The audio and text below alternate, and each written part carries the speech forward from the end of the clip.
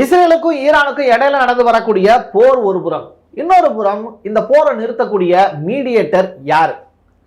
European யூனியனை வாங்க அப்படின்னு சொல்லி கூப்பிடுறாங்க இஸ்ரேல். ரஷ்யாவில் இருக்கக்கூடிய புட்டினை நீங்க வாங்க அப்படின்னு சொல்லி கூப்பிடுறாங்க ஈரானும் அமெரிக்காவும்.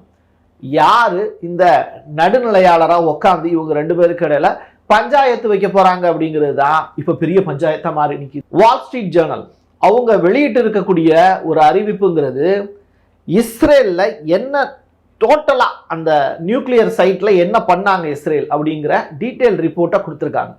இது உண்மையிலேயே நம்பத்தகுந்த வகையில இருக்கு. இதை பார்த்த ரஷ்யா அங்க இருக்கக்கூடிய மெட்டீரியல் இருக்குல்ல, அதை பத்தி அவங்க சொல்லி இருக்கக்கூடிய தகவல் உலகம் முழுவதும் ஆச்சரியத்தை ஏற்படுத்தி இருக்கு. அப்படி என்ன ரஷ்யா சைட்ல இருந்து சொல்லியிருக்காங்க ஈரானுடைய அந்த நியூக்ளியர் சைட் பத்தி. ரொம்ப இன்ட்ரெஸ்டிங்கான செய்தியோடு சேர்த்து பெண் செய்தியாளருக்கு என்னாச்சு அப்படிங்கிற கேள்விகள் பரவலா இருக்கு. ஈரான்ல IRIB செய்தியாளர், அவங்களுக்கு என்ன நடந்தது அப்படிங்கிறத டீட்டெயிலாக பேசிடலாம். வாங்க பார்க்கலாம் உறவுகளே. இது பிரசாத் சிக்னேச்சர்.